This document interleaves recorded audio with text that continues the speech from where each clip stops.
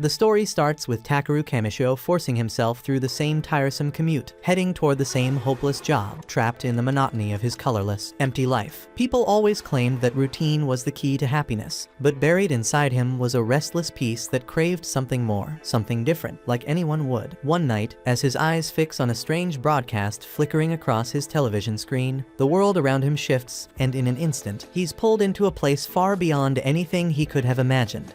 Then a mysterious man appears before him, claiming to be the overseer of the entire solar system. Kamishiro stares in bafflement and asks if that makes him some sort of alien. The figure shakes his head, saying he's closer to a deity, then shows Kamishiro a planet known as Madius. No matter what is tried, Madius fails to prosper, and its civilizations rise and collapse over and over again. The cycle of failure has lasted too long, and the man has decided on a radical approach. He's gonna hit the planet with just one single drop of water, because even that tiny amount can stir up massive waves that flip the world upside down, and to Kamishiro's shock, he has been chosen to become that drop of water. Kamishiro is overwhelmed by the weight of this duty, but the deity calmly explains that he's no longer alive anyway. If he refuses, his soul will simply fade into nothingness. But to sweeten the choice, the deity offers him abilities and any powers he desires. He starts by granting Kamishiro magic and an endless supply of mana, but then he stops and asks what else Kamishiro wants for himself. At once, Kamishiro's fear turns to excitement. Grinning, he declares that he wants a cute harem to join him on this journey. To his delight, the deity assures him that he'll meet them eventually, then continues stacking on more perks. He enhances Kamishiro's search skills, allows him to earn money by selling harvested materials, and gives him a special bag that can hold everything he gathers. He also grants him universal language comprehension, along with resistances to strengthen his defense. Before long, Kamishiro's form begins to fade, and his transfer is about to begin. The deity pauses, wondering aloud if he might have overloaded Kamishiro with too many blessings, but it's too late to undo them. Still, unease flickers across his face when he glimpses the partner Kamishiro is destined to meet, so he questions whether it will truly be alright. Kamishiro panics at his words, but there's no time left for answers, and the deity only tells him that everything will be fine just before Kamishiro vanishes. A second later, Kamishiro opens his eyes in a brand new world, now inside a brand new body. He has no real clue what the hell he's meant to do, so he heads off to find a spot where people are. Before long, he comes across a village, but quickly realizes he won't be able to buy food without any cash. That's when he remembers the deity had boosted his search ability so he could track down materials to sell. Kamishiro tries activating the search magic, but nothing happens, leaving him disappointed. After a second thought, he realizes he was pronouncing it wrong because he says it correctly. Glowing symbols appear all around him. These markings highlight where materials are located, and when he says the word scan, more detailed information shows up.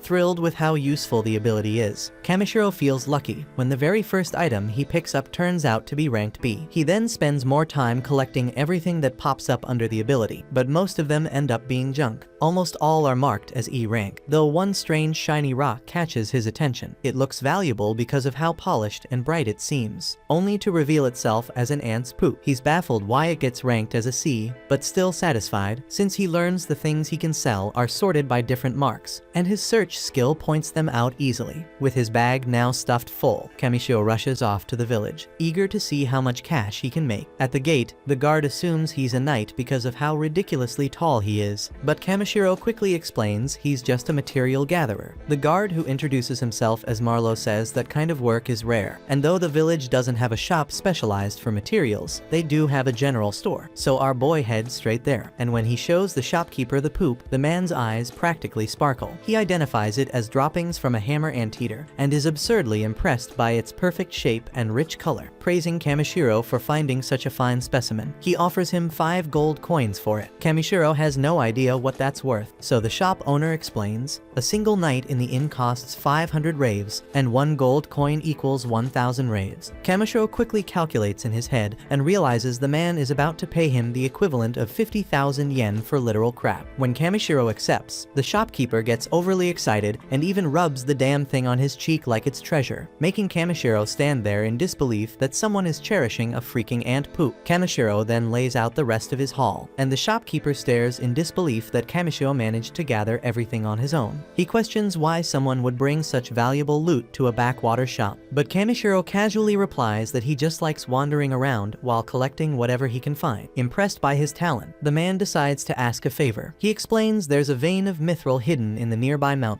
and he wants Kamishiro to retrieve it. Kamishiro lives for adventure, so he agrees. The man then counts out 360,000 raves for the lot. Doing the math nearly knocks Kamishiro out cold, because that's about 3.6 million yen. But before letting him go, the merchant warns him that there are monsters in the mountains, but he's confident Kamishiro can handle himself. But before heading up there, Kamishiro spends the night at an inn where a young girl brings him a simple bowl of water. The cost is 30 raves, and Kamishiro is baffled when she explains it's for washing himself. Naturally, he'd prefer a bath, but he nearly loses it when she tells him there are no baths here at all. Sorcerers sometimes offer cleaning spells, but the town doesn't have any. Hearing the word magic sparks an idea in Kamishiro's head, so he pays for the water and sends the girl away. Once alone, he experiments with a few chants, and the moment he says clean, the spell activates, and in an instant, he feels fresher than he ever has in his entire life. That's when he realizes he can cast basically any spell as long as he figures out the right word for it. On the road to the mountain, Kamishiro begins to get used to his new skills, and he's startled when he suddenly sees a spade symbol appear for the first time. Excited, he goes to check it out, only to be horrified when it leads him to a skeleton. His ability even reveals the person's name, their rank, and details of their past, and what stands out most is a family amulet lying beside the remains. His magic shows that it was handmade by the man's mother, and when Kamishiro reads the letter tucked inside, his chest tightens. It's a heartfelt note from the man's sister begging him not to overwork himself, feeling he can't just walk away. Kamishiro carefully buries the skeleton before moving on to another area. There, he creates a protective barrier, tosses several herbs he picked earlier into a bowl, adds seasoning, and finishes it off with some meat. When he takes a sip of the stew, Kamishiro is blown away by how good it tastes. Laughing to himself, he declares that getting thrown into another world might just be the best thing that has ever happened to him. Soon, Kamishiro arrives at the Forest of Ancient Dragons, a deadly region crawling with dangerous creatures. Kamishiro then casts a light spell to illuminate the symbols around him, but he notices there's no aura anywhere. He doesn't even spot a single animal, and he wonders if maybe it's because he reeks so badly. Kamishiro just rolls with it since it means nothing will jump him,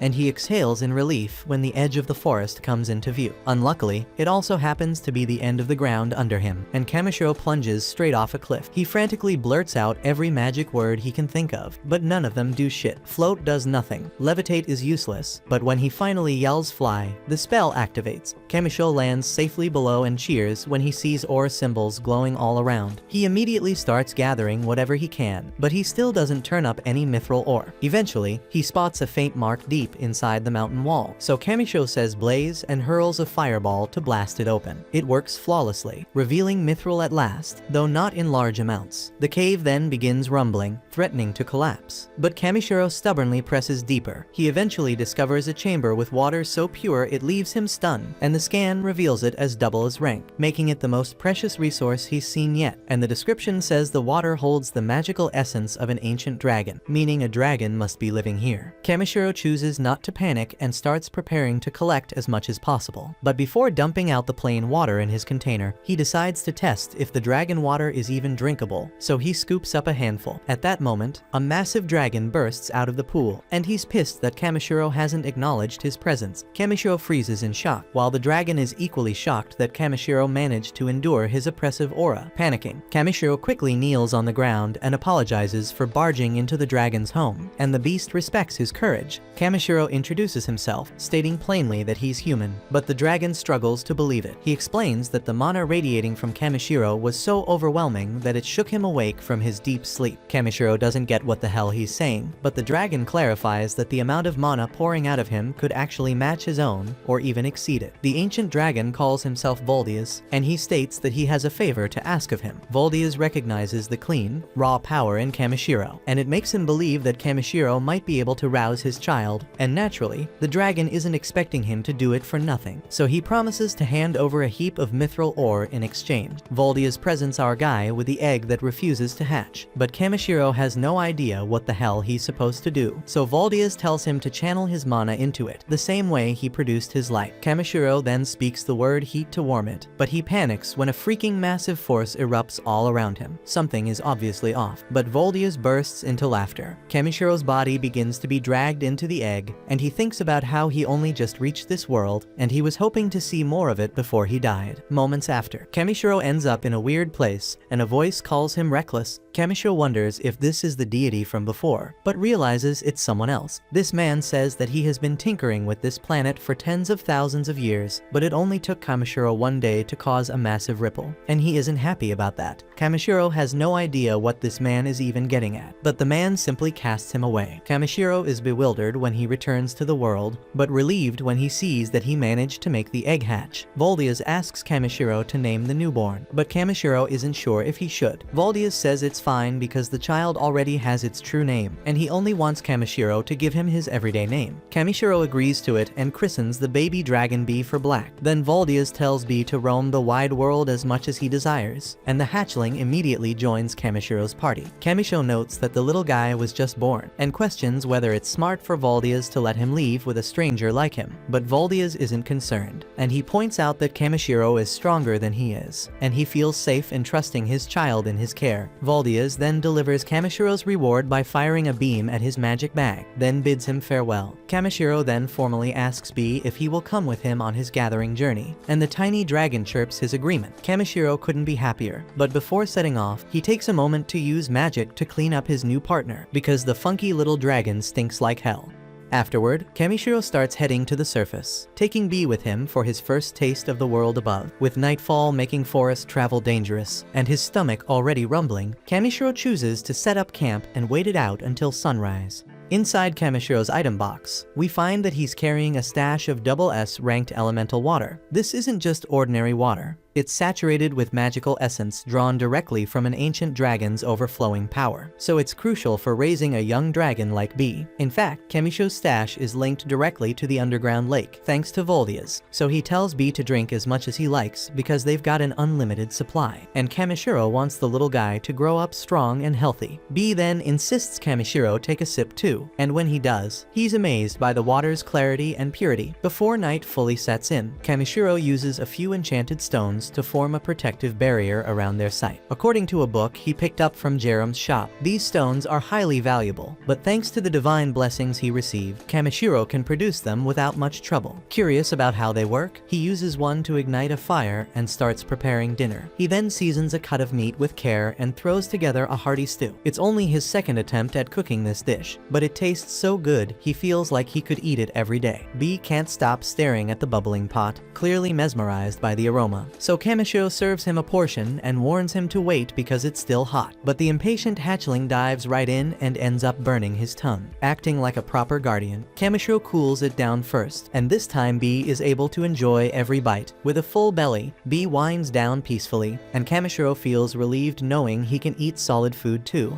because it means he won't be surviving on water alone, and Kamishiro can start trying new recipes for them to enjoy together. Kamishiro then wonders if Bee misses his father, but Bee responds by gently hugging him. Kamishiro gets the message that it doesn't matter where they are, as long as they're together. The little dragon's affection is enough to make anyone melt, and Kamishiro finds it hard to believe that something so small is classified as a B-rank threat, and that's not even mentioning Bee's wild skills and stats. Still, Kamishiro's not too focused on that because what matters is that Bee is still a child, and children need direction and care. Switching into full parent mode, Kamishiro gently reminds Bee that even if he's stronger, that doesn't give him a free pass to act recklessly. He also mentions that Voldius would definitely be upset if anything happened to him. But Bee is already fast asleep. The following day, Kamishiro climbs his way back up the cliff he originally fell from and arrives at the same forest as before. This time, however, the place looks far less eerie than it did last night, leaving him puzzled over what might have changed while they slept. He shrugs it off, figuring it must be one of those strange, enchanted forests, and makes his way back inside. Now seems like the perfect moment to do a little resource hunting, so Kamishiro reminds himself to look for materials around rank C. Activating his detection skill, he scans the area and sees glowing symbols appear above several items nearby, and he collects plenty of intriguing materials. Right then, Bee suddenly rushes over behind him, visibly shaken. Kamishiro triggers his scan again, but this time he tunes the ability toward locating hostile creatures. This exposes at least 7 foes clothes in the vicinity, which is vastly different from the last time he was in the forest, when there were none. Back then, Kamishiro figured his stench had been keeping things away, so now he assumes the scent must have faded. But regardless, they're in danger, and Kamishiro decides that clearing out monsters won't be a bad thing. It'll be good training, and there's always the chance they drop something useful. Right then, things escalate as a massive rock falcon swoops in from behind. It's listed as a C-ranked beast, but Kamishiro doesn't feel even slightly intimidated, and it actually looks pretty adorable compared to the nightmare that was Valdia's. His ability shows a readout on the bird, and apparently its meat is incredibly fatty and sweet. That instantly grabs his attention because in Kamishiro's eyes, the creature just transformed into a giant walking ingredient. Wasting no time, Kamishiro throws up a protective barrier around himself and Bee, then conjures a barrage of ice lances. While he doesn't enjoy taking lives, he tells himself that if it's for survival, he has no choice. With that resolve, he fires the projectiles, piercing the bird with precision, and celebrates fresh, high-quality meat secured. Bee nervously warns that the rest of the monsters have shown up, but Kamishiro only sees them as bonus ingredient. Before the beasts can strike, he chants quick to boost his speed and reduction to lighten his frame. Launching into the air to avoid the first attack, Kamishiro coats both arms and legs in a hardening spell and slams down onto one of the monsters. His punches carry far more force than he expected after being reinforced, and his kicks are quite effective too, as he smashes another wolf. Kamishiro is pleased with this new tall frame of his because kicks are far more effective with his extra long leg. After mowing through the rest of the pack, he pauses for a breather and begins collecting the mountain of premium meat he just earned. After collecting the materials, Kamishiro notices more monsters starting to close in from the distance. Realizing that pushing forward through constant combat isn't realistic, he pauses to think of a way out. Bee, overhearing his concern, flaps over and attempts to carry them both away, but it's not exactly easy. Kamishiro suggests trying a different tactic, but the determined hatchling refuses to give up and starts lifting his human companion with all his strength. Kamishiro is genuinely impressed by Bee's power and decides to help by casting a reduction spell on himself to make his body lighter. The result is a bit too effective, and the two end up soaring high into the sky, while calmly floating upward. Kamishiro tells Bee they're gaining too much altitude. In response, Bee lets go, causing Kamishiro to scream as he free falls toward the ground. But thankfully, Bee catches him just in time before he hits the earth, and Kamishiro is just relieved they both made it out safely. A quick glance at the map confirms they've traveled quite a long way, and he thanks Bee for his effort in getting them away from danger. Kamishiro reminds him that he's only human, so maybe next time the dragon should take it a bit easier, but Bee clearly doesn't understand what the fuss is about. Kamishiro brushes it off and says it's fine, then adds that he'll be depending on Bee again when the time comes. Delighted by the compliment, Bee squeezes Kamishiro in a hug so strong it nearly crushes him. As they continue walking, Kamishiro comments that the village is still several days away. Bee, however, seems far more interested in a stick Kamishiro has in his hand. It's just a branch he picked up earlier, but when Kamishiro scans it with his ability, it's revealed to be from Yggdrasil, the mythical tree of legend and ranked at SS grade. Right then, Bee seems to get an idea and starts breathing all over the branch. Kamishiro watches in confusion, unsure what the little guy is up to, until suddenly the branch begins to transform into a staff. Apparently, Bee's breath is saturated with mana, and by enveloping the branch with it, he triggered its hidden potential. Now Kamishiro's left holding a fully formed magical staff, and he's told everyone he's just a low-key material collector, so the thought of being spotted carrying something like this makes him uneasy. It looks awesome, but Kamishiro's not exactly trying to look like some flashy spellcaster. Suddenly, a distant growl echoes through the trees, prompting Kamishiro to warn Bee to stay close. The sound is intense, so whatever's out there doesn't seem friendly, but instead of backing down, Bee darts forward, and Kamishiro has no choice but to chase after him. Bee gestures towards something up ahead, and Kamishiro is startled to discover an elf lying injured on the ground. At first glance, it looks like she might have been attacked by some creature, but the girl quickly clarifies that's not the case. Her stomach lets out an earth-shaking rumble, and Kamishiro realizes this is the terrifying beast he was worried about. She explains that she hasn't had a single bite in 3 days, though what she truly needs is water. Kamishiro hands over the last of his clean drinking supply, and the elf gratefully tells him he's just saved her life. Her hunger isn't going anywhere though, and Kamishiro suddenly remembers the boxed meal the innkeeper packed for him. When he offers it, The elf accepts without hesitation, and Kamishiro quietly notes that she's nothing like the graceful, elegant elves he read about in books. A moment later, he grows concerned when she suddenly stops eating, but it turns out she's just overwhelmed by how good the food tastes. She looks like she's seeing stars, whispering that she's reached heaven, though Kamishiro casually mentions that it's probably just because she was starving. With over-the-top flair, she claims she's been brought back to life by the taste alone. Still, Kamishiro feels something is a little off. They aren't that far from town, and certainly not far enough to completely run out of supplies. She tries to explain it away, saying she left in a hurry, but that excuse doesn't quite sit right either, because most travelers pack food just in case. The elf gets irritated with the interrogation, but before she can come up with another excuse, he's hit by a foul smell that derails the conversation completely. He always imagined elves would smell like blooming flowers and crisp peppermint, not like livestock shit. Deeply offended, the girl snaps back, saying it's not her fault because she's been roughing it outdoors for days. Still frustrated by the insult, she thanks Kamishiro for the help, then storms off before he can say anything else. Once she's gone, Kamishiro returns to gathering materials, and as they finally reach the edge of the woods, just as they step out, the two are thrilled to see a passing carriage approaching right on time. Kamishiro stares in awe as the carriage rolls into view, not pulled by a horse, but by a freaking unicorn. While majestic, unicorns are surprisingly common in this world and only considered an E-rank creature. The driver spots Kamishiro's staff and asks if he's a magician of some kind, but Kamishiro quickly clears that up, saying he's nothing more than a material collector and trader. The man is even more impressed by this, noting that someone who specializes in gathering is a rare find. Kamishiro didn't expect that kind of response and quietly admits to himself that he wouldn't exactly call himself a specialist. The driver kindly offers him a ride back to the village, but Kamishiro hesitates, pointing out that he's a tall guy and might not fit comfortably. Fortunately, there's ample space inside, and the family turns out to be very warm and welcoming. Ever since arriving in this world, Kamishiro has noticed that children seem drawn to him. Now that he's practically a parent himself, he doesn't mind it at all. He just hopes he isn't being a burden, but the man reassures him that the village lives by a simple code: help those in need. It's a value the whole family shares, and Kamishiro quietly admires the courage it must take for kids to travel with their parents in such risky territory. The children are incredibly sociable, so Kamishiro gently reminds them not to trust people too quickly. He jokes that he could have been a thief for all they knew, but the boy grins and says he never had a doubt. Their family carries a small bell that rings whenever someone dangerous is nearby. It's a clever little tool, and Kamishiro wonders if he might be able to craft something similar himself. After exchanging names, they start to hear faint chirping coming from inside Kamishiro's coat. The kids get excited, eager to meet whatever kind of creature he's hiding, but Kamishiro warns them that it's no ordinary pet. Eliza curiously comments that monsters aren't anything unusual, and adventurers often travel with them, so there's no need to be so secretive. Kamishiro is relieved to hear that monster companions are common here, and he finally gives Bee permission to come out, with the added warning not to bite anyone. Bee pops out with a cheerful grin, and the parents are visibly startled to see an actual dragon. Seeing their reaction, Kamishiro quietly decides that it's probably best not to mention that Bee is the offspring of an ancient one. The family immediately assumes Kamishiro must be a dragon knight, given the fact that he's traveling with an actual dragon, but he casually explains that he just stumbled across a dragon egg one day. That revelation shocks them even more, since getting a dragon to hatch is no small feat. In fact, for a human to pull it off is practically unheard of. As Bee tugs at Kamishiro playfully, he starts to realize just how unusual this little dragon truly is. Eliza points out that they rarely ever encounter dragon knights, and seeing a real dragon in the flesh is even rarer. Kamishiro, who's only ever seen dragon knights in RPGs, is sure he won't be able to stop staring if he ever meets one in real life. Later that evening, they settle down to make camp. Porin is impressed by the enchanted stones Kamishiro uses to ward off monsters. On top of that, Bee can sense danger before it gets too close, so Kamishiro reassures everyone that they'll be just fine through the night. When Eliza announces that it's time to eat, Kamishiro offers to cook for the group. She gives him the go-ahead, and the kids watch in amazement as Kamishiro starts pulling out a mountain of ingredients. They whisper among themselves, wondering if he's actually a mage, but Kamishiro laughs and tells them it's just a special item bag that can carry far more than it looks. He finishes preparing his go-to-meat soup, but this time he adds a side dish, a mushroom and vegetable salad. The presentation is mouth-watering, and the family dives in eagerly because none of them can remember the last time they had a meal that tasted this good. But just as everyone's enjoying themselves, something seems off with Porin. For a moment, everyone panics, thinking something's wrong, but it turns out the taste moved him to tears. After so many days eating nothing but dry jerky, lucky. Seeing his children eating real food again overwhelms him. Poran can't hold back the tears, and Kamishiro chuckles at how dramatic he's being. Poran loudly declares that Kamishiro must be a mage and crowns him the Wizard of Flavor. The name gets a big laugh out of everyone, and the cheerful mood carries over into the night as someone pulls out an instrument to play a light tune. The entire family joins in, and the night is filled with music and joy. The warmth of the evening makes Kamishiro reflect. He realizes how many things he's missed out on, sitting down to eat with others, laughing together, and enjoying the moment. It's a completely different feeling from eating alone in silence. For the first time since arriving in this world, Kamishiro feels a genuine laugh escape his chest. As night falls and everyone begins to sleep, Kamishiro says goodnight to Bee and peacefully gazes up at the stars above.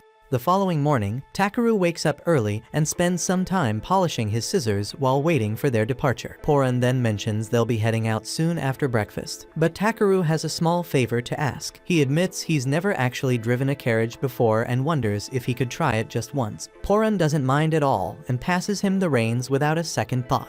Not long after, they reach the village. Takeru hops down from the carriage, and Poran thanks him for sharing his meals. But Takeru insists he's the one who should be grateful. After all, he didn't have to walk the whole way back by himself. With that, Poran and his group ride off, and as they disappear into the distance, Marlo watches them go and quietly remarking that spring must finally be here. Takeru raises an eyebrow at the comment and asks what he means. So Marlo explains that Poran is a weaver by trade. Every year, he travels south to warmer lands for work, and the trip is always hard on his family. Since he can't hunt during those journeys, they barely get by on scraps, which explains why he was so thrilled to try Takeru's cooking. Realizing what Poran goes through, Takeru starts to feel lucky because his ability to collect ingredients and materials has made things much easier for him. Later that day, Takeru visits Jerome's shop to hand over the materials he had been tasked with collecting. As a small experiment, he quietly slips one piece of magic-infused mithril ore, the kind he picked up from the dragon's lair, into the batch of regular mithril, just to see how Jerome reacts. The shopkeeper takes his time, carefully inspecting every piece. Eventually, he pauses and points to the odd one out, declaring that it must be a rare magic-infused mithril. Jerome explains that a few chunks of this stuff hold enough magical power to replace most of the kingdom's standard magic stones. Takeru pretends to be surprised, though he already knew exactly what it was. Jerome is impressed that Takeru managed to stumble upon something so rare, but Takeru shrugs, saying he just happened to come across it during his trip. Jerome doesn't buy the modesty. Even if it was just lying around, being able to recognize and retrieve a stone like that takes skill. He tells Takeru that if he really wants to make the most of his abilities, he should head to Belkane, a major city with a much bigger market. As much as Jerome doesn't like the idea of letting go of someone with so much potential, Takeru would have access to a wider selection of goods and better opportunities there. He only asks that when Takeru eventually makes a name for himself, he remembers to send a few good customers back to his shop. Takeru wasn't really aiming for fame or recognition, but the idea of heading to a major city sparked his curiosity. Once he got back to the inn, he decided to learn more about Belkane. There, he discovered that the city had a well-established adventurers guild, one that handled quests from across the entire nation. The adventurers were organized into various roles: combatants, support types, and other specialties. Since he was now living in a different world, Takeru thought it might be fun to experience life as an adventurer, traveling from place to place. He set his sights on joining the guild in Belkane, but before heading out, he still had some unfinished business here in Tormi. First, he made his way into town to drop off the monsters he'd captured so they could be processed. With that taken care of, he spent the rest of the evening celebrating with the villagers, eating, drinking, and enjoying their hospitality. The following day, Takeru returned to the butcher. By then, all of the monster parts had been cleaned and prepared, giving him more than enough food and spices to keep him stocked throughout his trip. The woman behind the counter said the village would feel a little emptier without him, and that a lot of locals had been hoping he might stick around longer. Takeru admitted he'd missed the place too, but there were still so many places he wanted to see, and so many people left to meet. He couldn't stay in one spot just yet. The woman smiled and said she understood, and that she wouldn't try to convince him otherwise. Before he left, she handed him a cloth bag. Inside, she'd packed a full set of meals for the road. Actually, it was more than just one. She'd stuffed the bag full of travel lunches. Takeru was touched, and it looked like food wouldn't be a concern for quite some time. Later, back in his room, there was only one thing left on his mind: what to do with the magic mithril ore. Jerome had told him it was far too valuable for him to buy, which left Takeru unsure of what to do with it. Throwing it away was out of the question, but since the ore contained a strong magical presence, he began to wonder if he could use it to create something useful for the village as a way to say thanks. That's when his eyes landed on the lamp sitting on his table, and an idea clicked. He grabbed the magic ore and tried merging it with the lantern. It didn't take long before he figured out the right process, and with a burst of light, he succeeded in crafting a magical item. The following day, just as he was about to leave, the entire village gathered to see him off. Takeru thanked them for all their kindness. As a token of his appreciation, he presented the item he'd made. He explained that it was an enchanted tool designed to generate a protective barrier around the village, one that would repel anyone with harmful intentions. The villagers were stunned by the gesture. While they deeply appreciated it, some of them hesitated, wondering if it was really alright to accept something so rare and priceless. Takeru reassures everyone that it's perfectly fine because he considers it the least he can do to repay their kindness. And also, he wants to make sure the village is still safe and intact if he ever decides to come back for a visit. Jerome, however, can't help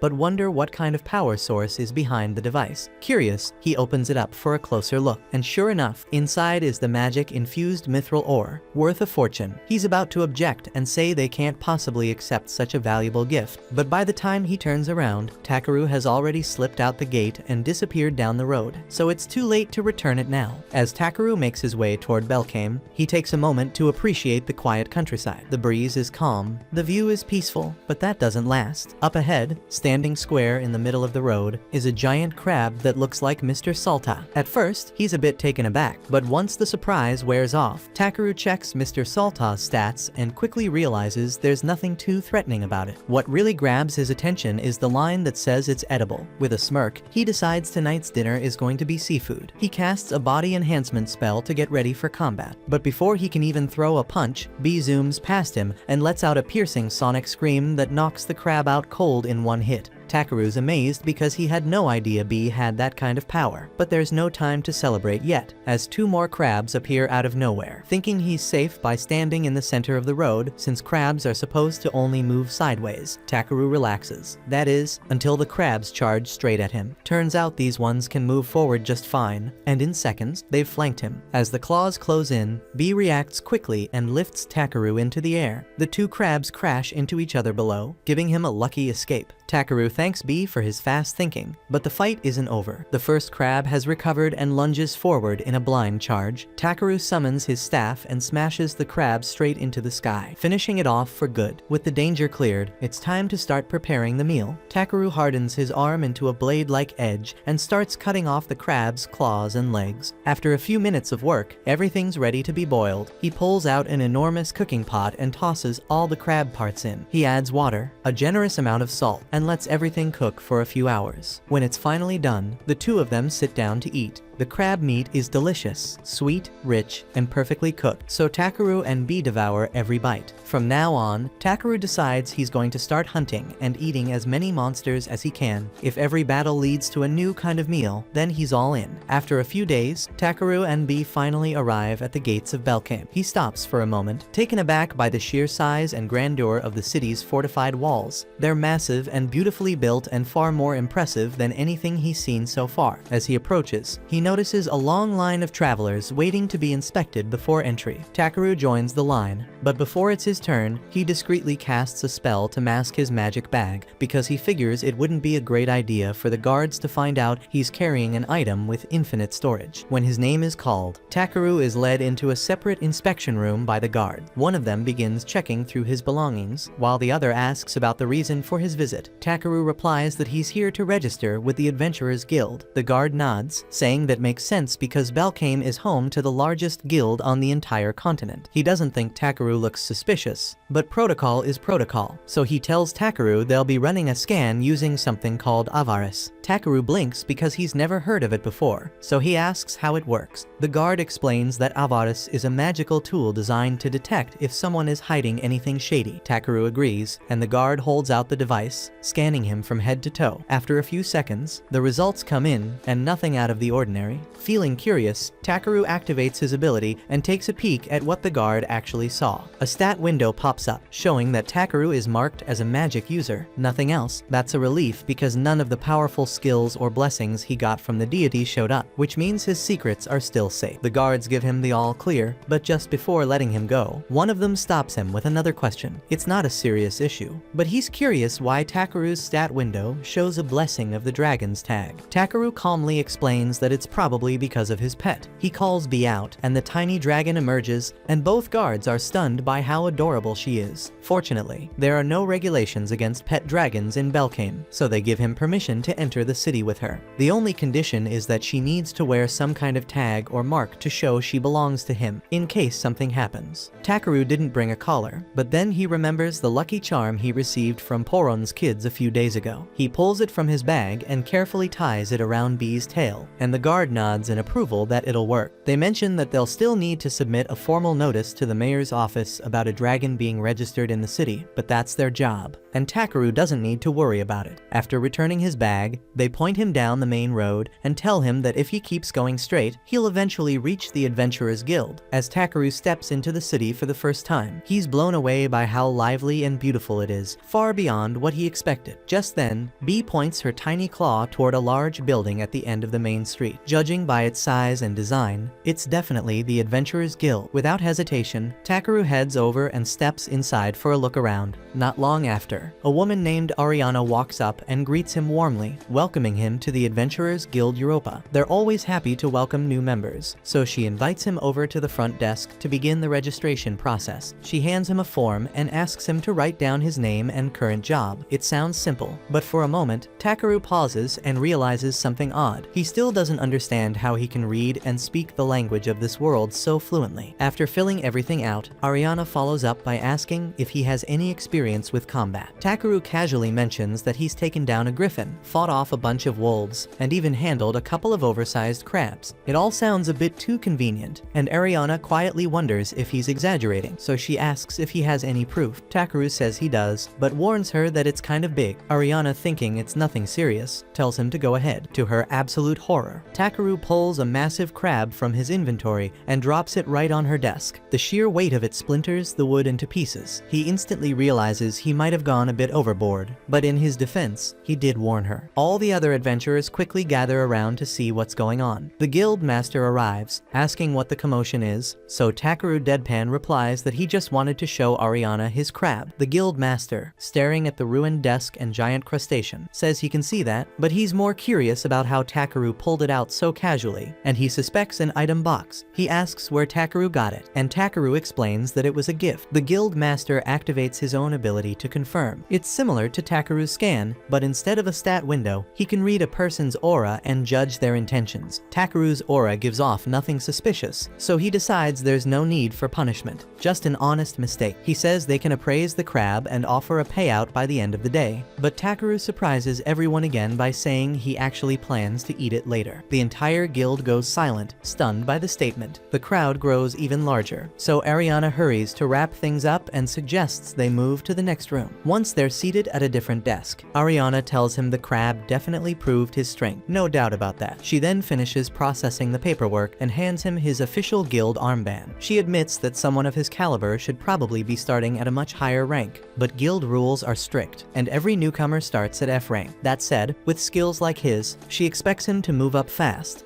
The next morning, Takeru tracked down the relatives of Beluria, the young man he had found lifeless in the woods, in order to inform them of his passing and return a few of his personal effects. Beluria's family is devastated, especially since they had pleaded with him not to pursue adventuring, but he remained resolute in his decision, believing it was the only way to earn enough to pay for his father's medical treatment. Takeru can see plainly that the man is still severely ill and burdened by the family's grief. He begins to wonder what he can do to help ease their hardship.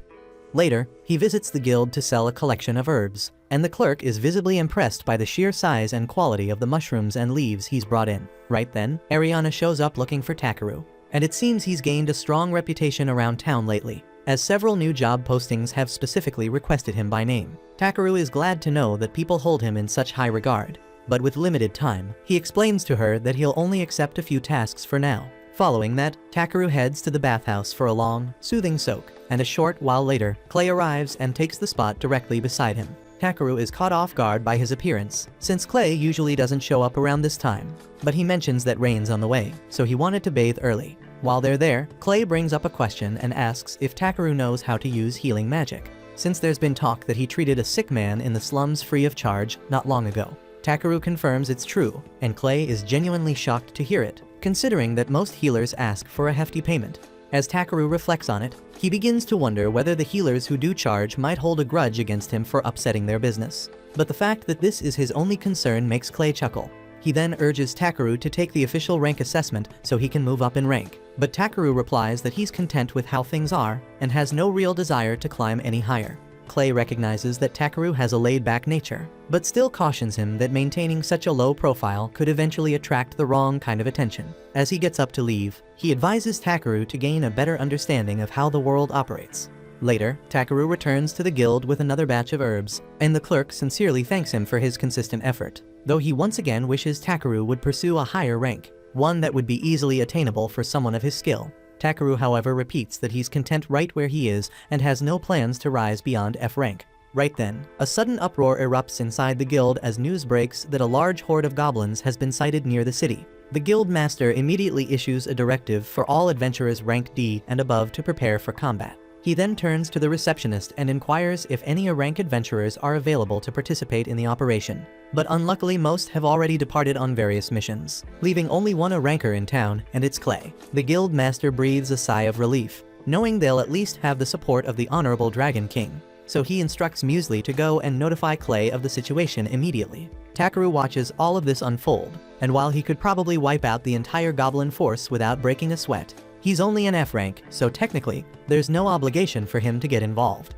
And honestly, he doesn't care to.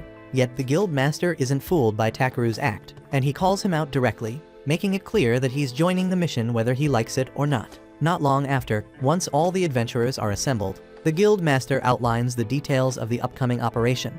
The front lines are expected to form along the southwestern Stavlaw Plains, and from there, the goblins will likely push toward Belkane. To prevent any breach of the city walls, the plan is to intercept the horde at the Zalwes River before they get any closer. The adventurers appear fired up and eager to protect the city, though Takeru for his part would rather be anywhere else.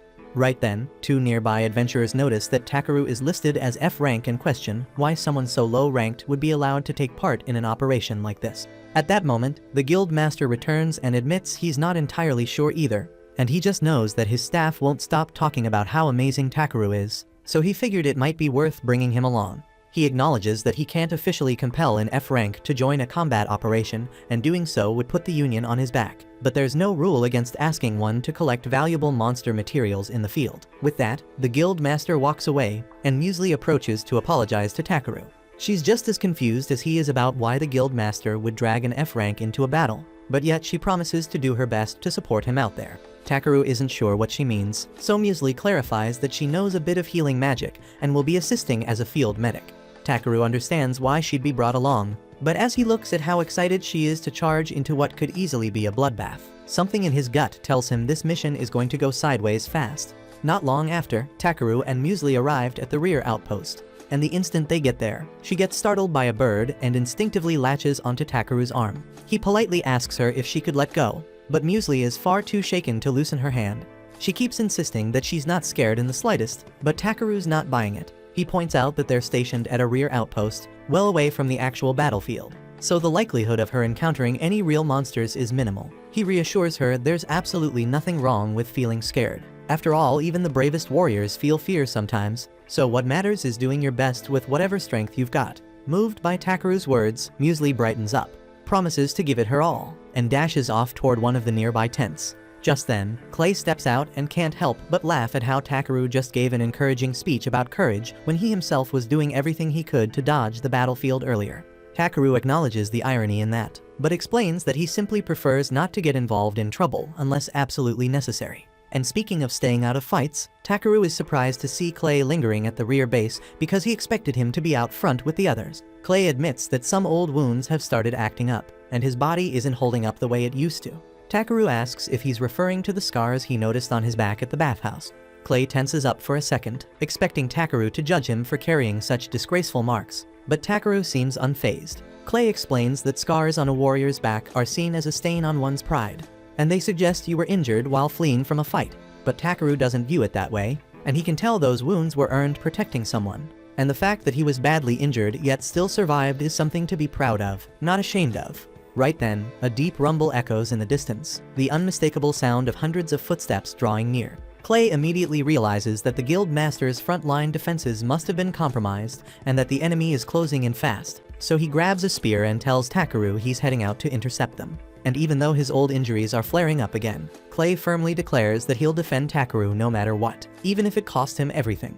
Takeru tries to stop him, insisting it's not necessary, but Clay is already charging into battle. Takeru then glances over at the tent and spots Muesli in the middle of healing a wounded adventurer. Watching her push through her fear and continue helping others, even with the threat of the enemy closing in, makes him feel guilty for trying to take the easy way out. Right then and there, he resolves to do everything in his power to ensure everyone makes it home alive. He casts a protective barrier around the outpost to shield Muesli and the other healers from harm, and then heads out toward the front lines to face the goblins himself. Out on the battlefield, the adventurers are doing everything they can to hold the goblin forces back. But at this pace, it's only a matter of time before the goblins break through and invade the city. Suddenly, Takeru charges onto the field and punches one of the goblins with such force that it gets launched straight into a big rock. It honestly unsettles Takeru to be fighting against humanoid creatures, but he doesn't have time to dwell on the morality of it, so he calls on B to handle the rest. B takes to the skies and unleashes a lightning spell, frying every goblin in the area in one powerful blast.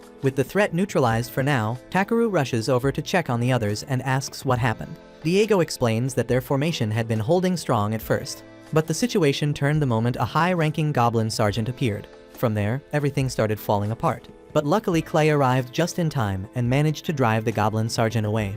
But in the chaos that followed, the group became separated from him, and now they have no idea where he is, or if he's even still alive. Takeru immediately goes off to look for Clay, and near the edge of the forest, we finally find him, but barely standing and locked in a desperate fight against a swarm of goblins.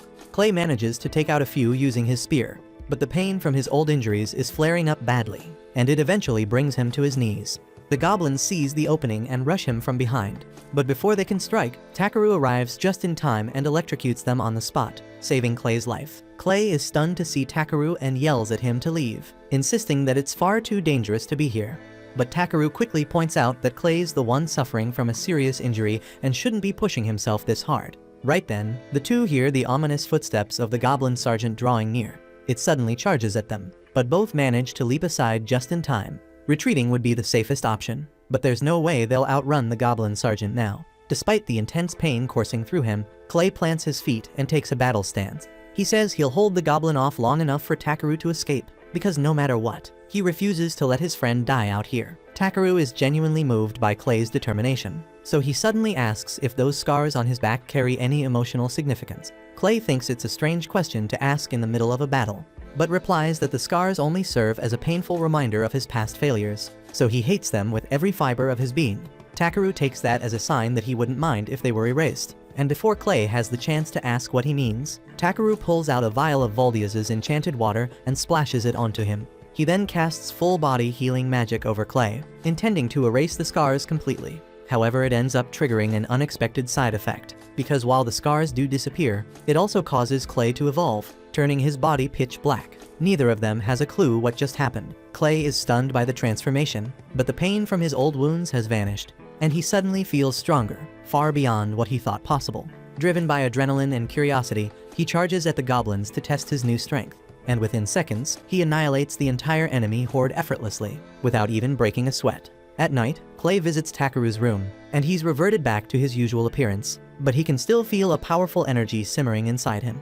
He demands to know what exactly Takeru did to him earlier, so Takeru casually explains that he used some ancient dragon magic water as a catalyst and followed it up with healing magic. Clay stares at him baffled, and asks how in the world he even knows an ancient dragon. Takeru reveals that Valdia's is actually B's father, so technically, B is an ancient dragon too. Clay sits down, overwhelmed by what he's just heard. He's deeply thankful for what Takeru did for him, but it's clear that no ordinary person could pull off something like that. So he looks Takeru straight in the eye and asks who he really is.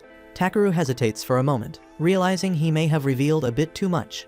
But then again, no one ever told him he had to keep it secret, and Clay's someone he trusts, so he decides to be honest and tells Clay that he's not from this world. Clay freezes, unsure if Takeru's being serious or joking. Takeru sits him down and walks him through the entire story, his reincarnation, his journey, and everything in between. Clay finds it almost too absurd to be true, but considering all the supernatural things Takeru's done so far, it actually starts to make a weird kind of sense. He promises to keep Takeru's origins secret, but warns him to be more careful in the future, because casually modifying someone's body isn't exactly a minor thing. The next morning, Takeru is seen accompanied by a young woman named Ribble, who turns out to be the one in charge of managing the shop. He asks if she happens to have any gatherer scissors available, as his current pair has become too worn to use properly. Unfortunately, she informs him that she doesn't stock those kinds of tools, but she does mention that she knows a highly skilled blacksmith who could forge a new pair for him, though in exchange, someone will need to gather a specific set of materials for him. Takeru expresses interest in hearing the job details, so Ribble starts guiding him toward her boss's workshop.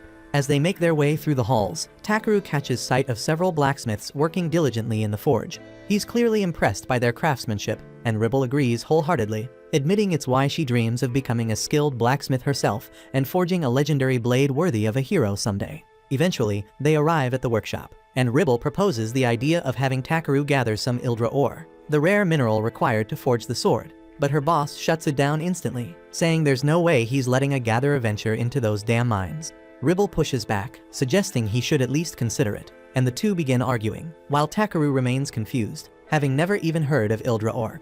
The boss explains that his refusal is due to the mines being infested with monsters, and there are even rumors of demons lurking deep inside, so he can't in good conscience let Takeru take that risk.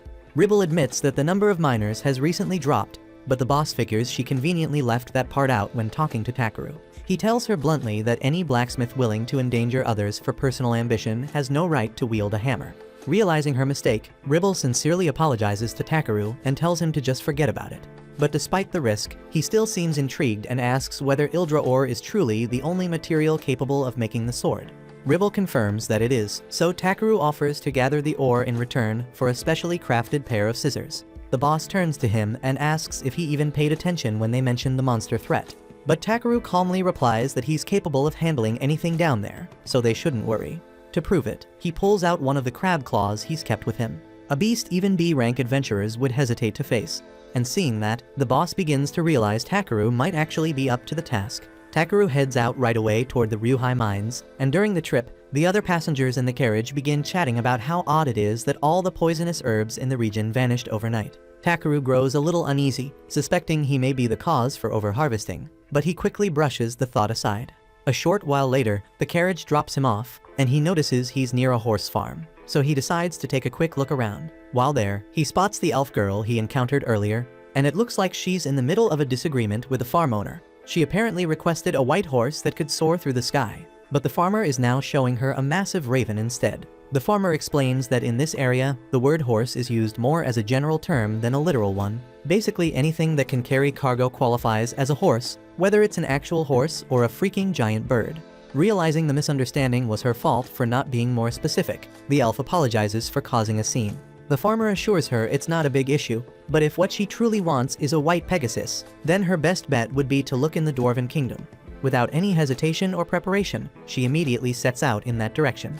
Meanwhile, Takeru resumes his journey, and as he walks through the forest, he notices the area is full of valuable plant ingredients. He even stumbles upon a patch of moon grass and takes a few minutes to collect some. But just as he's about to leave, he hears a familiar low growl coming from nearby. When he goes to investigate, he finds the same elf girl from earlier slumped against a tree, once again on the brink of starvation. He quickly gives her some food and water, which she gratefully accepts. She then extends her hand to thank him with a handshake. But she still reeks terribly, and Takeru decides he's had enough of the damn stench, so he casts clean on her to freshen her up. She introduces herself as Verita Brolite and sincerely thanks him for helping her now, and for what he did before.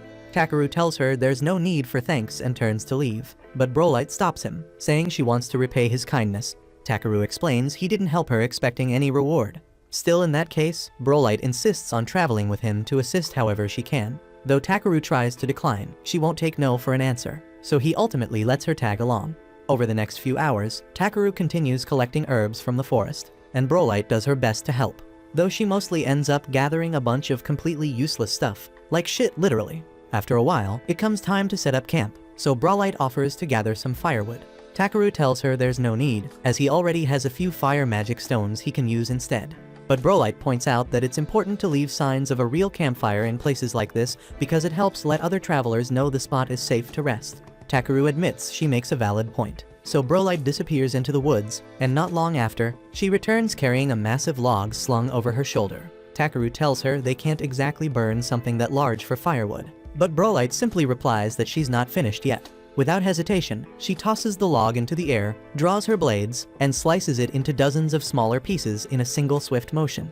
Takaru is genuinely impressed, not just by her technique, but also by the fact that her weapons are a rank, which is a first for him to see up close.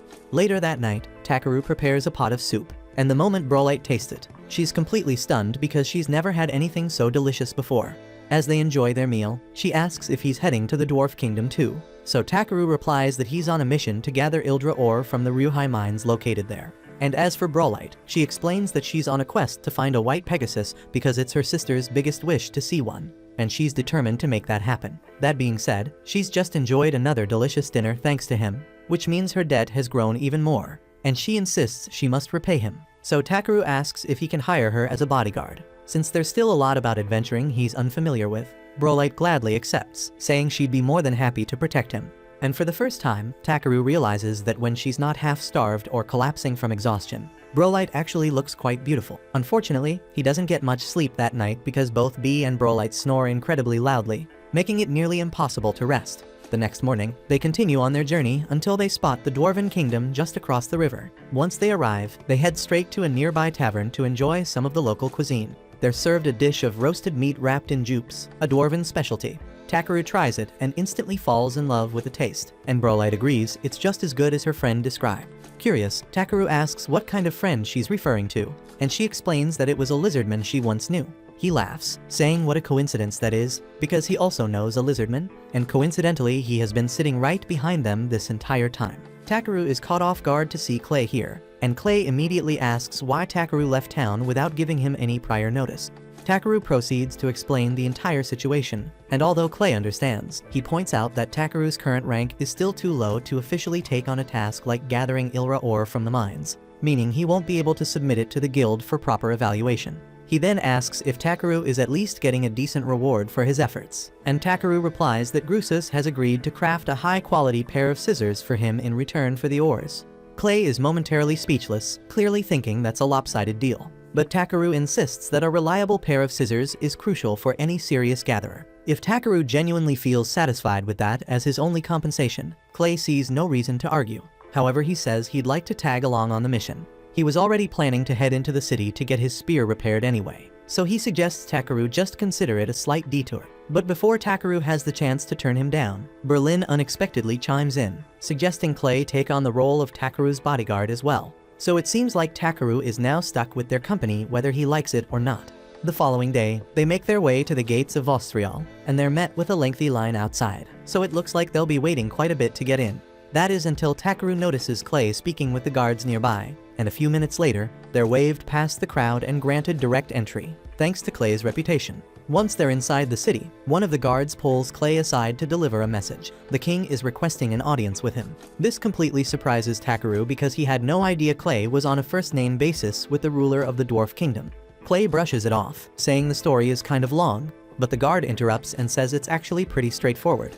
Apparently, Clay once saved them from the Thunder King Zengum, and ever since, he's been celebrated across the kingdom as a hero. Clay, however, insists he didn't actually do much. The dwarves are master craftsmen when it comes to forging weapons, but unfortunately, they weren't able to wield them effectively to defend themselves, which left them vulnerable to being enslaved by a demon. Then one day, Clay just happened to be passing through, and as soon as the demon saw him, it turned and fled without a fight. That moment alone was enough for the dwarves to declare him their savior. They even went as far as erecting a statue in his honor, though apparently sculpting isn't their strong suit, because the final result looks more like a freaking T-Rex than Clay himself. A short time later, Clay and the others make their way to the castle to meet with King Zorwadin. As soon as they arrive, Clay immediately demands to know who thought it was a good idea to make a statue of him that looks like that.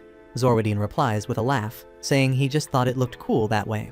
Takaru quickly picks up on the fact that Clay and Zorwadine seem to have a close relationship, but he needs to cut into their banter because there's something important he has to deliver to the king. A letter of introduction from Grusas, essentially requesting permission for Takaru to enter the mines. The king says that under normal circumstances he wouldn't have an issue with it. But a few months ago, the mine became infested with an alarming number of demons, so he's concerned for Takaru's safety. He asks if Takaru is truly willing to proceed despite knowing the risks, and Takaru assures him that he is, so the king grants them permission to go in and investigate what's causing the sudden demon presence. Clay acknowledges the assignment without hesitation, but Takaru is left stunned, since tracking down demons wasn't exactly part of the plan. Eventually, they arrive at the mine entrance, where the head receptionist from the local guild unlocks the gate to let them through. Takaru casts a light spell to brighten the tunnel ahead. But from what he can see, there aren't many ores around this area, so he asks the guide if they can head in a bit deeper. The guide agrees, but suddenly B senses a threat approaching. Takaru quickly activates his scan ability and detects that they're under attack by two massive spiders. Clay immediately steps in and drives his spear straight through the first spider's mouth, while Takaru uses magic to immobilize the second one, buying enough time for Brawlite to rush in and carve it apart. And with the immediate threat dealt with, the group presses on. As they continue further into the mine, the magical pressure grows stronger, and Takaru starts to spot faint traces of Ildra ore embedded in the rock walls. Unfortunately, the samples are too small to be of any real use. Just then, he notices something deeply buried in the stone, so he fires off a blast of explosion magic to break it loose, revealing a massive ore vein. It's not Ildra ore, but something even rarer and more valuable, prompting the guide to tell him that this is a remarkable discovery. But just as they begin to take it in, B suddenly warns Takaru that something else is closing in. The guide goes pale, eyes widening as he realizes it's a demon. After taking a closer look, Takaru calmly tells the group to stand back because he plans to handle this one solo. Not because he holds a grudge against demons, but because this particular demon is actually a giant crab, and both he and B are already thinking about how good it's going to taste. Takaru then tells B to give him ranged support while he rushes in to strike. But he also warns B not to use any fire or lightning magic, since they don't want to burn up the tasty crab meat. B answers by unleashing a powerful sound wave that throws the creature off balance, giving Takaru an opening to sprint in and crack it over the head with his staff. Unfortunately, this crab is way sturdier than the ones he's fought before, and it swings back and smacks him right in the head. Still, Takaru's not backing down, and the crab tries to crush him underfoot, but he quickly rolls out of the way, and B seizes the moment to freeze one of its legs in place. That sparks an idea, so Takaru forms a barrage of ice needles and launches them at the crab, freezing it solid on the spot. Brawlite is blown away by how quickly Takaru managed to bring the beast down, but Clay is absolutely fuming, and he demands to know why Takaru went after the thing solo.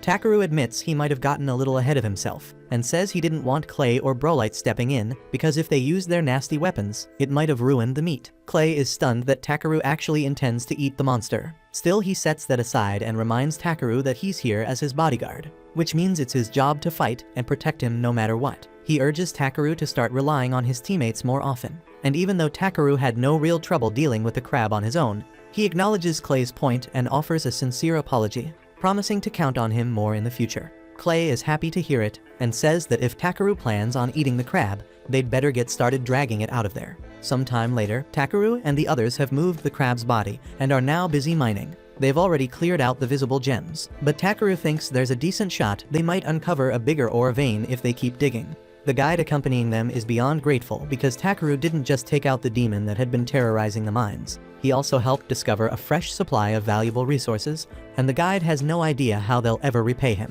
Eventually, Takaru and his group return to the castle to meet with the king, and Zambo takes the lead in reporting their success. The king listens in amazement as Zambo goes over Takaru's achievements, and as proof of the story, Zambo encourages Takaru to show him the crab monster he caught. Takaru checks to make sure he really wants to see it, and once the king nods, he opens his item box and sets the massive crab down right in front of him. The king is stunned by the sheer size of the monster and tells Takaru he definitely deserves a reward for handling it so well. So Takaru asks if he can keep the crab's body as his reward. The king finds the request a little odd, but he has no objections and happily agrees. After some time, Takaru and the others exit the castle, and both he and B are practically drooling at the thought of the mouth-watering crab feast waiting for them. And above all that, its sturdy shell will make an excellent base material for the pair of scissors Takaru requested earlier. So overall, the trip ended up being a big win for him. And things get even better the following morning, when the king has a white Pegasus prepared as a gift for Brawlite, since he heard she'd been searching for one.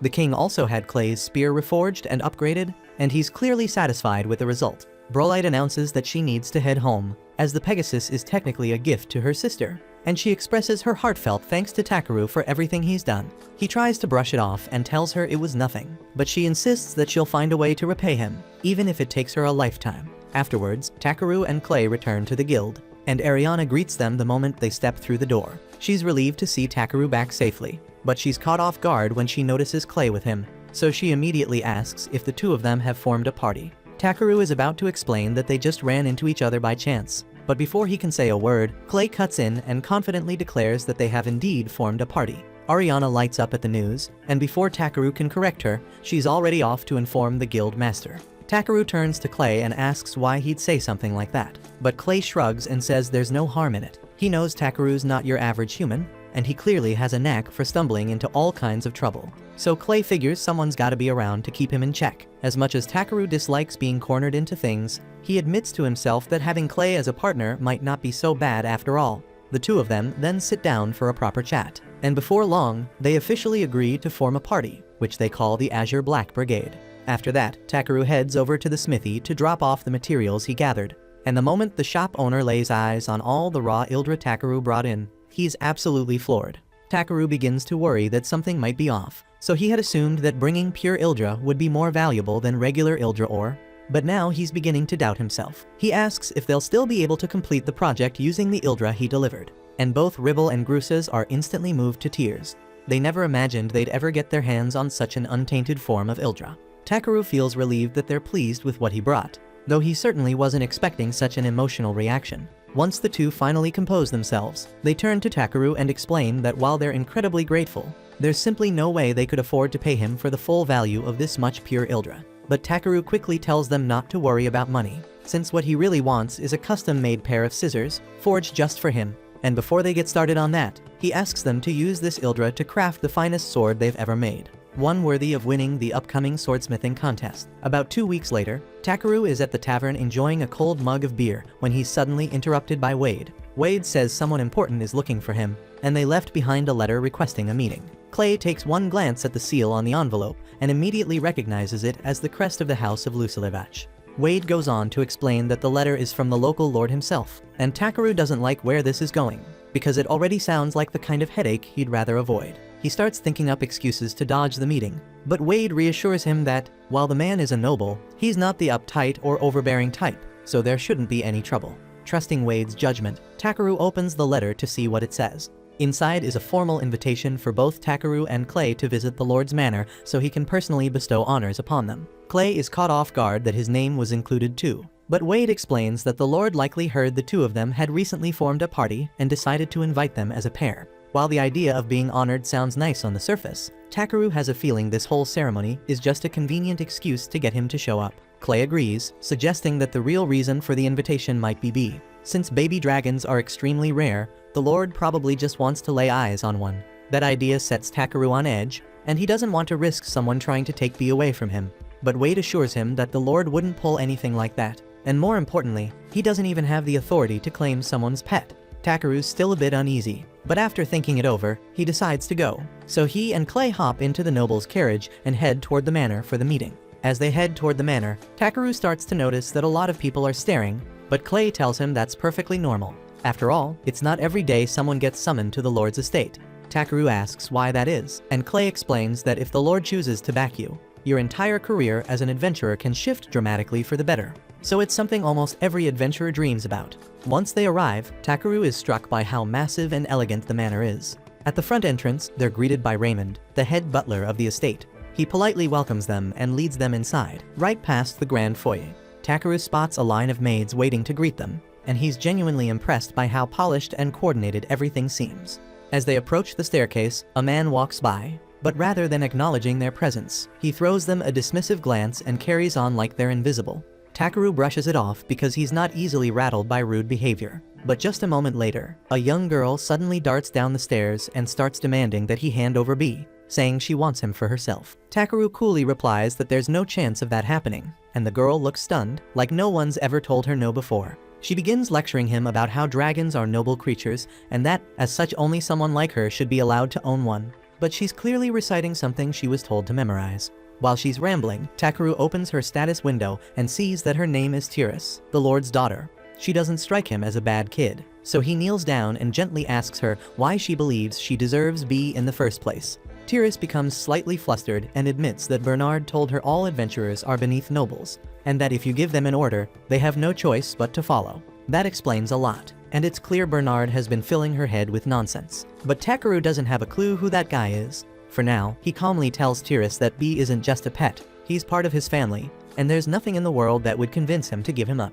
When Tiris hears him say that, something clicks. She finally understands that asking Takeru to give away B is like someone demanding she give up her own family, and she knows she could never do something like that. Curious, Takeru asks why she wanted a dragon so badly in the first place. Tiris quietly explains that she hoped to show one to her mother, because it's one of her mother's deepest wishes, but just thinking about it fills her with sadness. At that moment, a man approaches, notices the gloomy look on Tiris's face, and gently asks her what's the matter, baby girl. Tiris turns toward him and calls him daddy. So Takeru quickly realizes this must be the Lord, and he's honestly taken by surprise, since he'd been imagining some bald, chubby old guy instead. The man gives his name as Belmonent, and once they sit down together for tea with Takeru and Clay, he offers an apology for his daughter's earlier rude attitude. Takeru waves it off and says it's no big deal, and Clay then asks Belmonent why he called them there. So the Lord explains that it concerns his wife Mulateria. He continues, explaining that his wife has been confined to bed for the past 6 months, and that he recently heard stories about Takeru curing a weak, near-death man in a single night, so he began to hope that Takeru might be able to help her using that same power. Takeru knows his magic is potent enough to fix most illnesses, but the last time he pushed it that far, Clay ended up evolving, so he's nervous about what might happen if he uses it on Mulateria. Belmonent goes on, saying that the reason Tiris wanted Takeru's dragon is that in a few days she has to return to her academy in the royal capital, and she thought that if she left a cute little creature beside her mother, it might cheer her up. She might get carried away sometimes, but at heart she's a kind girl. And this whole story brings both Clay and B to tears, so Takeru finally agrees to help, even though he's still scared it might cause problems for him later. Belmonent is thrilled when he hears that Takeru is willing to help, so he escorts him to his wife's room and tells her that he has brought someone who might be able to heal her. First, Takeru uses his scan on her, and when he checks the status window, he realizes her condition is even worse than he imagined. Her status is basically a long list of life-threatening problems. For example, she's suffering from severe cataracts, anemia, kidney poisoning, liver poisoning, and that's only the start. It's honestly a miracle she's even still alive, but he's confident he can cure most of those conditions. Yet there's something in her status called Ivor poisoning, and he's never encountered it before, so he's not sure if his magic can deal with that shit. Even so, he won't know for sure until he tries, so he asks Belmonent if he's willing to entrust his wife's life to him, and both the Lord and Mulateria quietly agree to place their full faith in Takeru's hands. Clay questions if Takeru is thinking of using the same healing technique he used on him before, but Takeru says he can't because it puts way too much strain on the body. And with Mulateria's condition as fragile as it is, there's no way she'd survive that kind of stress, so this time he's going with a different method. But before that, there's something else he needs to take care of, and it's the heavy, suffocating feel of this room. And since every window is sealed shut to protect Mulateria's light-sensitive eyes, that's the first thing he needs to address, so he gently places his hand over her face and starts casting healing magic. Still, he has to be extremely careful because too much power all at once could end up harming her, so he keeps the flow slow and controlled. Once he's finished, he softly asks Mulateria to open her eyes slowly, and as she blinks them open, her expression freezes in disbelief because she can see again. Takeru is relieved, and that means the room doesn't need to stay dark anymore. So he pulls out his staff and uses clean magic to clear away the dust, then opens the windows wide, letting warm sunlight flood in. For the first time in ages, Mulateria can bask in the sun without pain searing her eyes, and it's all thanks to Takeru. Still, as much as he wants to treat her other symptoms, he can't do that just yet. He asks to have a word with Belmonent in private, and Belmonent nods and follows him out.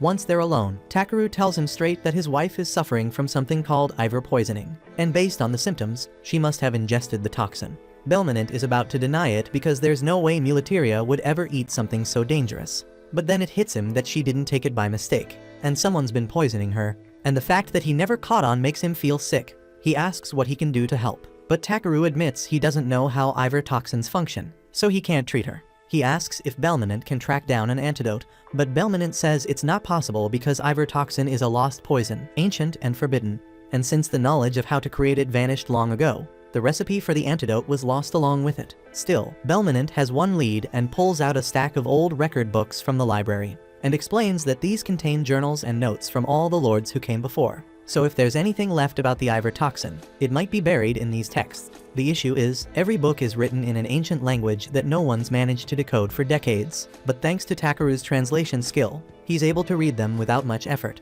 The real challenge now is time, since there are far too many volumes to read one by one. And he wishes there were some way to search them by keywords, because it would make things a hell of a lot faster. Right then, he gets a clever idea to tweak his search skill and try using it to locate a book that might have info on the Ivor poison. Technically, if the skill is that adaptable, he probably could have just used it to locate the Ivor poison directly. But that thought hadn't crossed his mind until now. He activates the skill, and sure enough, one of the books glows faintly. He flips through it and eventually finds a section with information about the poison. It's the diary of a boy named Pola Pola, who wrote about stumbling upon a field of Ivor flowers near a lake marked by a rock shaped like a horse. That detail catches Clay's attention because he's seen that exact spot during one of his travels to a small village. He pulls out a map, points to the area, and says the village is called Ashith. Belmonte notes that Ashith is located in the Vanon region, which lies outside the borders of Lucilovach territory, so that means getting there would take at least 5 days of travel. Takeru hears that and doesn't hesitate and says that he's leaving right away.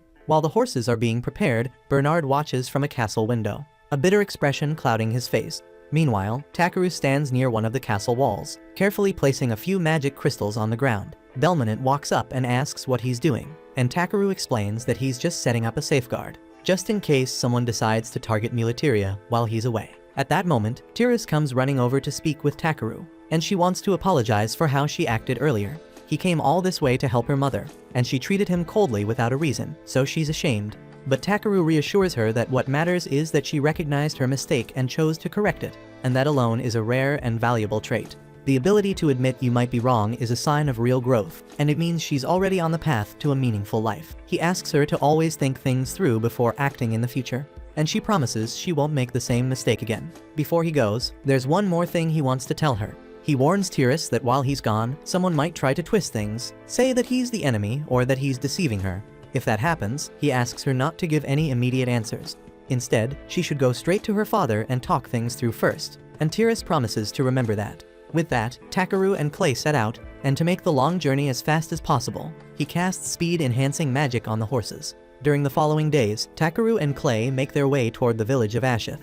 But when they finally arrive, they don't find a village, they find a lifeless wasteland. Clay remembers this place as a thriving farming settlement, but now it looks like the land hasn't seen rain in ages. Takeru starts to worry that the lake they're searching for may have already dried up. Clay, however, thinks that's unlikely because lakes don't usually vanish that quickly. But when they finally reach it, they see that while the water hasn't dried up, it definitely isn't normal, and the surface looks cloudy and strange. Takeru inspects it closely and realizes it's been contaminated, and whoever did it didn't do it by accident. Suddenly, the two of them are surrounded by a group of villagers, and they look pale and sick, but they're still ready to defend their home, so they demand to know who Takeru and Clay are and why they've come. Takeru quickly figures out that they're just being protective, so he keeps calm and explains that they're adventurers from Belkane, here on a mission to collect a rare material. The villagers don't look convinced, so they ask for proof, and in response, Clay shows them his rank armband. Once they see it, the villagers realize they're telling the truth, so they lower their makeshift weapons. But just as Takeru begins asking if they have any helpful information, one of the boys suddenly collapses. Takeru rushes over to check on him, and is shocked at how light the child feels, far too underweight for his age. He turns to the adults and asks if they've been getting enough food lately, but what they tell him is worse than he imagined. The villagers then reveal that close to 10 months ago, their lake water suddenly turned cursed, making it undrinkable.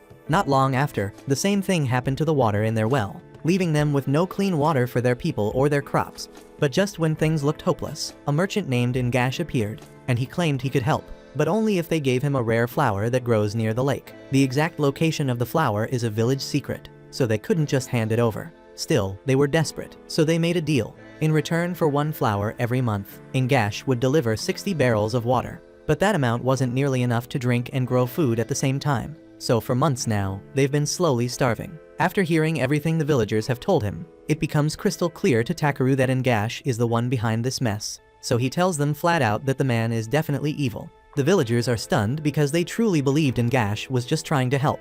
but Takaru points out that, back when he inspected the lake, he found signs that clearly showed the water had been deliberately poisoned, and it's just a little too convenient that Ngash happened to show up right after that happened. Even if that were some wild coincidence, the fact that he's demanding payment in the form of a dangerous toxin is suspicious as hell. The village chief is horrified to realize they've been manipulated all this time, and Takaru's blood is boiling over the damage Ngash has caused. That merchant didn't just poison Muleteria, he damn near wiped out this entire village just to get his hands on the Ivor flower, and he let children starve so he could feed his greed. Takaru swears he won't let Ngash get away with any of this, but before he goes after him, he needs to help the villagers first. So he calls on B and asks him to fly up and use spirit magic. B gets the message, takes to the air, and summons thick rain clouds above the village. Rain begins to fall, giving the villagers the fresh water they've needed for months. But Takaru doesn't stop there. He uses a clean spell to wash off the dirt from their skin, since it's been way too long since they could even bathe. Then with another spell, he uses repair magic to restore all the damaged homes. Takaru also pulls out a massive pot and prepares a proper meal for everyone, something hot and filling after months of barely scraping by. The village chief is overwhelmed with gratitude, and the village kids are especially fond of Takaru now, and they ask if they can show him something cool, a secret hideout they have in the woods. Curious, Takaru goes with them, and they lead him to an old storage house packed with crates of Lita's fruit. He's shocked as there is so much food hidden away while the village is starving. But the kids explain it's way too salty to eat straight, and with no water to rinse or cook it, it's been completely useless to them. Takaru decides to give it a try anyway, and the moment it hits his tongue, his expression shifts. The flavor is intense, but it clicks that this could make for a perfect base for soy sauce. Meanwhile, back at the mansion, a sudden alarm rings through the halls, and the moment Tiris hears it, she bolts because she knows exactly what that sound means. Before leaving, Takaru placed a special barrier around Muleteria's room, and he said that it would trigger an alarm if anyone approached her with ill intent, which means that someone is trying to kill her mother right now. Once Tiris reaches her mother's room, she finds Bernard standing by the door, and in that moment, everything clicks. Normally, anyone in this situation wouldn't even wait to hear him out, but Tiris can't believe Bernard would betray her, so she asks softly but seriously if he really came here to kill her mother. Bernard flat out denies it, but Tiris reminds him that Takaru's barrier only goes off if it detects malicious intent, which means he had to be planning something dangerous. Bernard tries to gaslight her, claiming she shouldn't believe a word that ignorant adventurer says, accusing Takaru of being nothing more than a greedy con artist, but Tiris isn't buying it. Her father shows up moments later, and the second he takes in the scene, he knows exactly what's happening. But since Bernard keeps insisting he's innocent, Belmonant decides to give him a fair shot, and he'll put him on trial right here and now. Bernard argues that Takaru must have lied about the barrier's ability to sense hostility, but Belmonant finds that hard to accept, considering how fast Takaru improved Muleteria's condition. So if Bernard really didn't mean any harm, then he should be able to prove it by drinking the same water he meant to give Muleteria. That's when Bernard panics because he knows that water is laced with Ivor poison. So the fear written all over his face confirms Belmonant's suspicion. Without hesitation, Belmonant splashes the water in Bernard's face, and Bernard starts screaming, thinking it'll kill him. But Belmonant calmly tells him to stop being dramatic because the water had already been swapped out with clean water. So he's not going to die from poison, but he is going to spend a long time behind bars for what he's done. After Bernard is dragged off, the castle staff search his room and discover a letter. Raymond brings it to Belmonant, and whatever it says leaves him visibly shaken. That same night, Ngash shows up at the village expecting to collect another Ivor flower, but the chief is nowhere to be found. He asks one of the locals, and the man tells him that the chief went out with some adventurers. They also learned the truth, that the Ivor flowers were being used to manufacture poison, and they've decided they won't be dealing with him anymore. Realizing the villagers are no longer fooled, Ngash abandons the act. If he can't trick them, he'll just burn the whole place down and take what he wants by force. And back at the castle, as Bernard is escorted away to prison, he starts to grin because he knows this is far from over. That concludes this episode. Thank you for watching. If you want to see the next part, be sure to subscribe to the channel and turn on the notifications.